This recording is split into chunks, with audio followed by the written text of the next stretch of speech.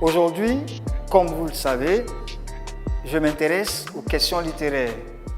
Je vais, vous le devinerez bien, m'intéresser au troisième thème de la littérature africaine, celui de la mondialisation et de l'intégration des cultures. Ce thème de la mondialisation et de l'intégration des cultures est relativement nouveau. Relativement nouveau parce que, en comparaison des deux premiers thèmes, c'est-à-dire l'Afrique des indépendances et les problèmes de l'Afrique contemporaine, le thème de la mondialisation et de l'intégration des cultures est le thème le plus récent dans le programme de français en République de Guinée. Il apparaît pour la première fois en 2009 dans le programme de français harmonisé.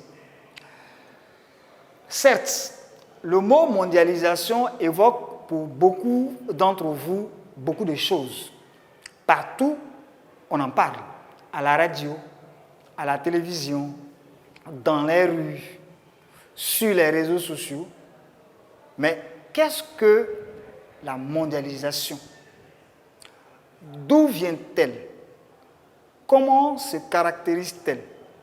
Quel est son impact sur la vie quotidienne des individus? Voilà un certain nombre de questions auxquelles nous tenterons d'apporter des réponses que nous espérons assez précises pour ceux qui nous regardent. La première chose qui m'intéresse, comme je l'avais tantôt dit, ce sont les origines du phénomène. D'où vient ce phénomène nouveau qui a amené certains à désigner notre monde sous le vocable de village planétaire? Les origines de la mondialisation portent très souvent à confusion parce que selon les sources, les origines divergent d'un spécialiste à un autre. Certains spécialistes vous diront de vous fixer à partir des grandes découvertes telles que la poudre à canon et autres. D'autres vous diront de vous fixer à partir des grands bouleversements de la Seconde Guerre mondiale. Mais pour de jeunes apprenants que vous êtes, il serait plus commode, plus simple de fixer les origines de la mondialisation que nous connaissons aujourd'hui à deux phénomènes. Le premier, c'est l'avènement des haines tiques. L'avènement des haines tiques, c'est-à-dire les nouvelles technologies de l'information et de la communication. De l'information et de la communication. Le deuxième élément, c'est le développement des moyens de locomotion, sinon des moyens de déplacement. Je veux parler des avions, des véhicules et autres. Donc, pour fixer les origines de la mondialisation, il est plus aisé de la fixer surtout à l'avènement des NTIC. Et l'avènement des NTIC a une date. Elle correspond à une époque, à une période. C'est le début du XXIe siècle, c'est-à-dire dans les années 2000. En effet, dans les années 2000, lorsque les nouvelles technologies de l'information et de la communication apparaissent à travers divers éléments tels que la téléphonie mobile, tels que l'Internet, la télévision et les radios satellitaires. Grâce aux nouvelles technologies de l'information, le monde va passer d'un monde cloisonné à un monde décloisonné. Pour être simple, voilà ce que cela signifie. Le monde d'hier peut être ainsi représenté. Le monde d'hier était cloisonné. Ça veut dire que le monde d'hier était séparé par des barrières. Chaque peuple vivait dans un espace qui le séparait de l'autre. C'est l'ancien monde. Lorsque les nouvelles technologies de l'information et de la communication apparaissent et se développent de façon prodigieuse dans les années 2000, elles vont emmener le monde à se décloisonner. C'est-à-dire qu'un certain nombre de barrières qui empêchaient les échanges, qui empêchaient les contacts entre les différentes parties du monde, ces barrières vont disparaître. Donc, on va passer d'un monde où il existait des barrières à un monde où les barrières ont disparu. Je veux parler des barrières linguistiques.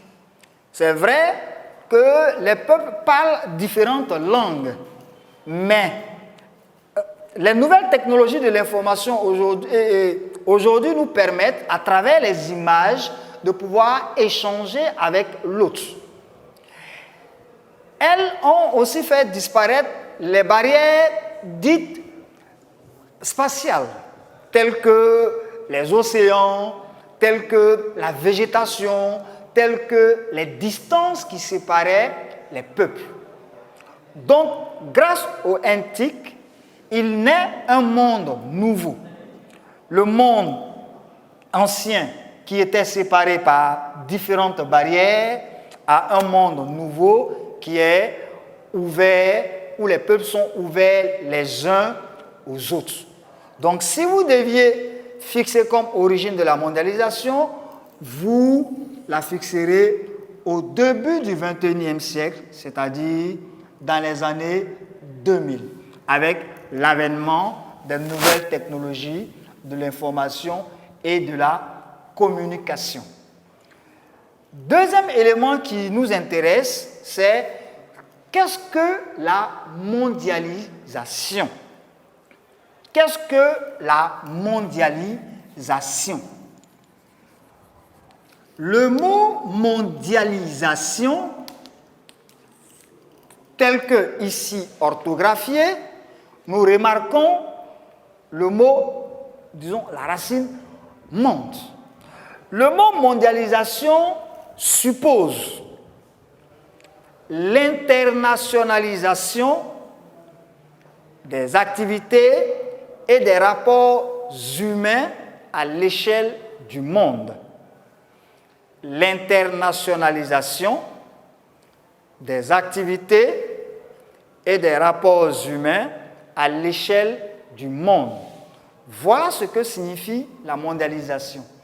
Ça veut dire que si hier les activités humaines étaient centrées à l'intérieur des États, avec le phénomène de la mondialisation, elles vont s'internationaliser.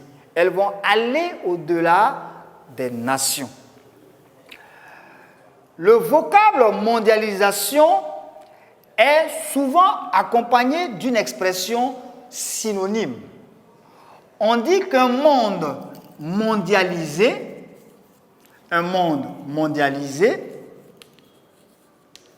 ça veut dire un monde où les barrières ont disparu, tel que nous avons vu ici. Un monde mondialisé est ce que l'on appelle un village planétaire. On dit que le monde est devenu un village planétaire. Que signifie l'expression village planétaire? L'expression village planétaire sous-entend que le monde n'est plus un vaste espace où les individus vivent séparément et s'ignorent mutuellement. Le village planétaire suppose que les distances entre les peuples se sont réduites et que le monde s'est réduit, devenant ainsi un espace aussi petit qu'un village, d'où l'expression village planétaire pour montrer que le monde s'est mondialisé et que les peuples se sont rapprochés étant donné la disparition des barrières qui hier empêchaient le contact entre les peuples. Après avoir donné les origines de la mondialisation, après avoir défini le concept, nous allons faire une petite remarque avant de poursuivre notre discours. C'est l'utilisation de l'expression globalisation. L'expression globalisation. Du mot, disons, globalisation. Pourquoi est-ce que le mot globalisation pose-t-il problème? Le mot globalisation pose problème parce que selon certains experts, je veux parler des premiers spécialistes qui ont étudié les questions relatives à la mondialisation, pour eux, le mot globalisation n'est ou ne serait pas synonyme au mot mondialisation. Autrement dit, pour les sociologues et les économistes qui ont étudié en premier les questions liées à la mondialisation, il faut différencier l'idée de mondialisation et l'idée de globalisation. Pour ces spécialistes-là, la mondialisation signifie la généralisation des vérités économiques, la généralisation des vérités économiques à tous les domaines d'activité. Autrement dit, les influences ou les grands changements que connaît le monde économique touchent tous les aspects de la vie des peuples. Donc, on parle de globalisation. L'élément économique englobe tous les éléments, voilà, des vérités. Donc, généralisation des vérités économiques à tous les domaines d'activité. Voilà la définition que les sociologues et certains économistes donnent du phénomène de la mondialisation. N'étant ni sociologue ni économiste, je fais usage donc d'une autre règle. Je pars du principe que l'emploi linguistique, l'emploi prime sur la règle académique. Cela veut dire quoi?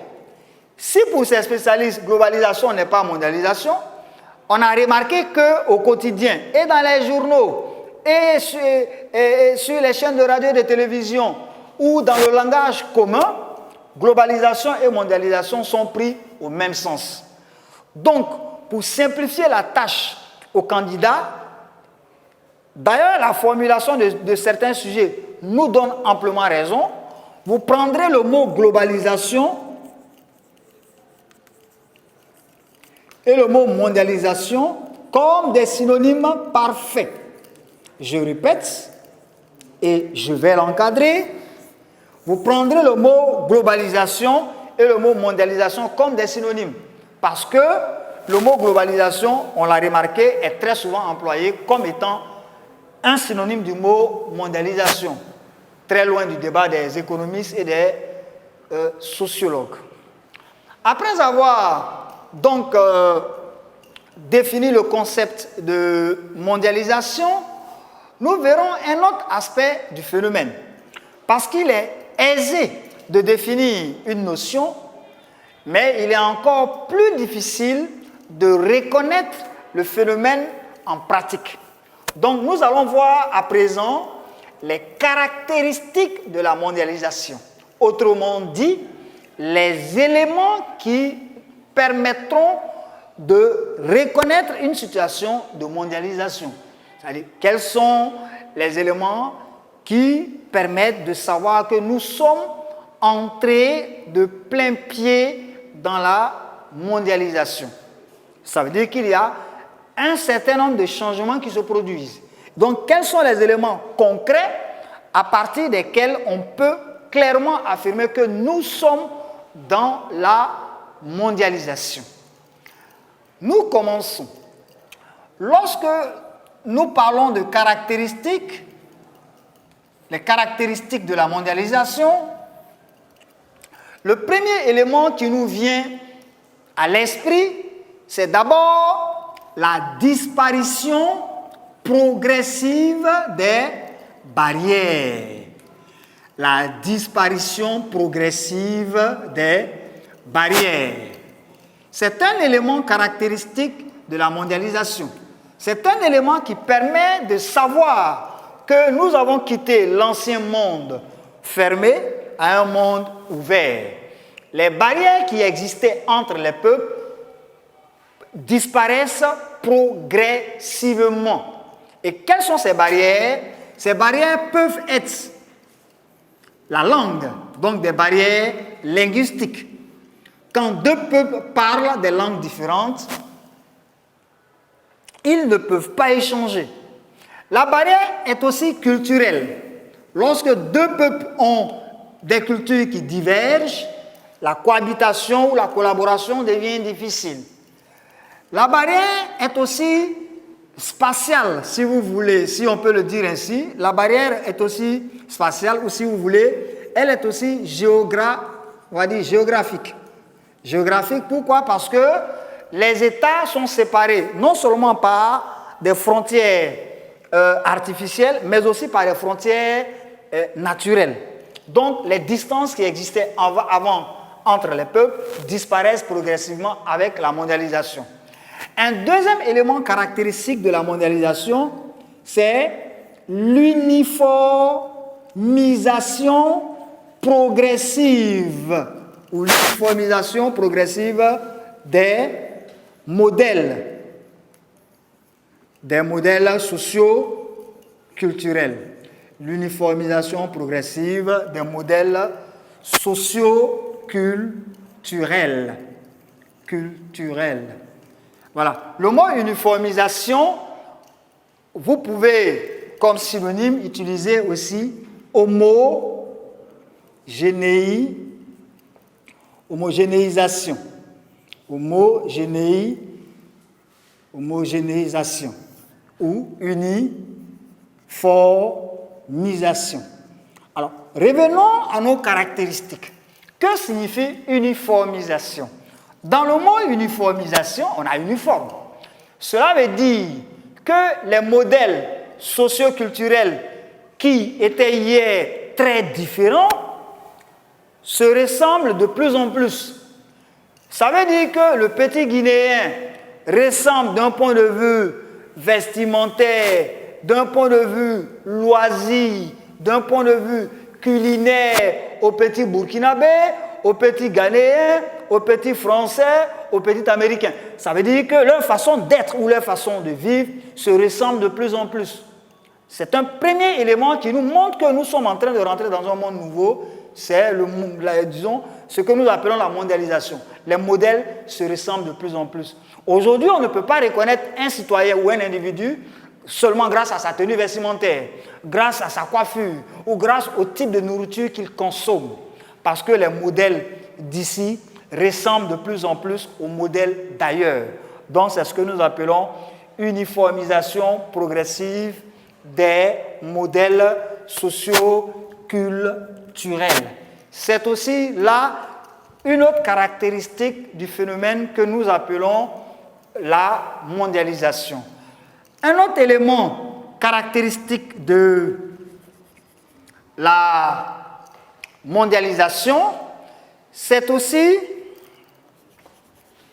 comment on appelle ça, une certaine solidarité, un certain universalisme, s'il faut le dire ainsi. Voilà, donc l'universalisme, c'est un un certain universalisme qui est un élément, c'est un prolongement de l'uniformisation progressive des modèles socio-culturels. Qu'est-ce qu'il faut entendre par universalisme? Il faut entendre par universalisme le refus des peuples de rompre avec les autres. Aujourd'hui, chaque peuple nourrit l'ambition de développer des valeurs qui ne soient pas seulement des valeurs locales, mais que ces valeurs puissent être conformes aux valeurs extérieures, aux valeurs étrangères. Il y a donc une certaine idée de la culture qui est une culture du contact, une culture de l'échange. Voilà, donc un certain universalisme, donc désir de se conformer au monde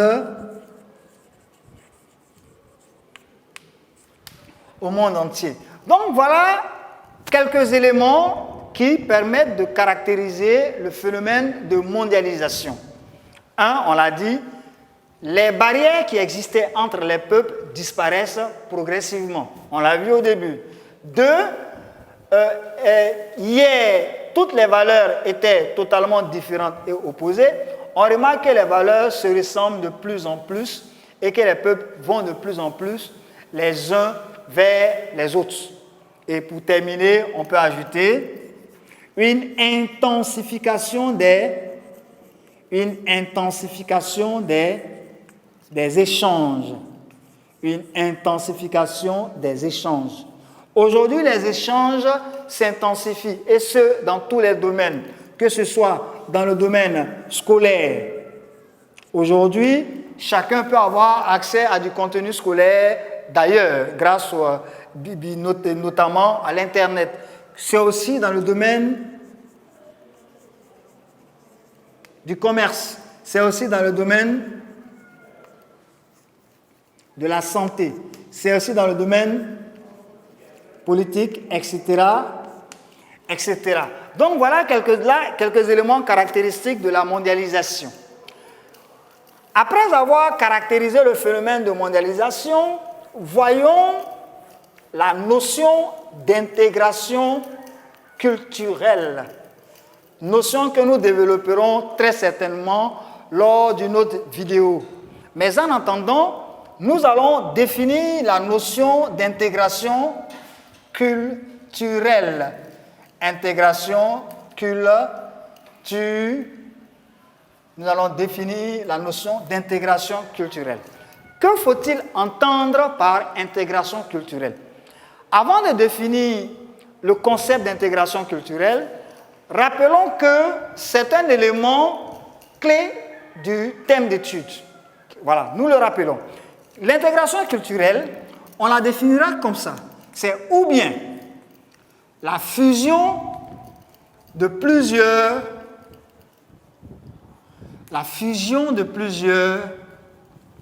cultures. On pourrait dire aussi c'est le métissage des cultures. On pourrait aussi dire c'est l'union de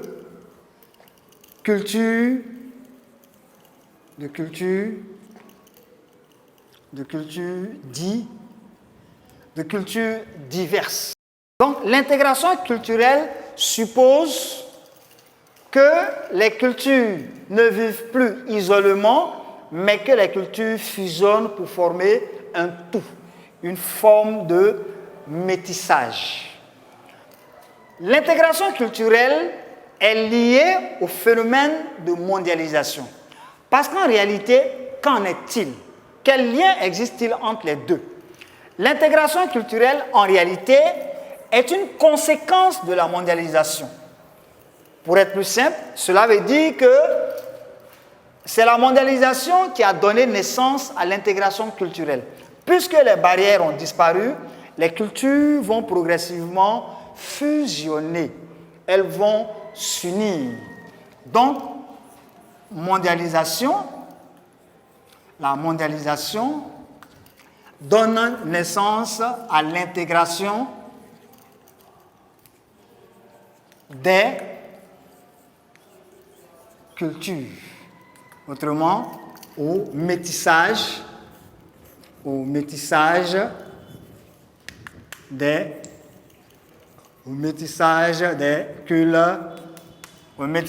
cultures. Je crois que à ce niveau, nous nous comprenons. Dans une prochaine vidéo, comme je le disais tantôt, nous verrons la question de l'intégration culturelle, pas de façon isolée, mais la question de l'intégration culturelle dans le monde africain. Quelle est la place de l'intégration culturelle en Afrique? Comment les Africains perçoivent-ils le phénomène? Sont-ils pour? Sont-ils contre? Quels sont ses impacts au quotidien sur le monde africain?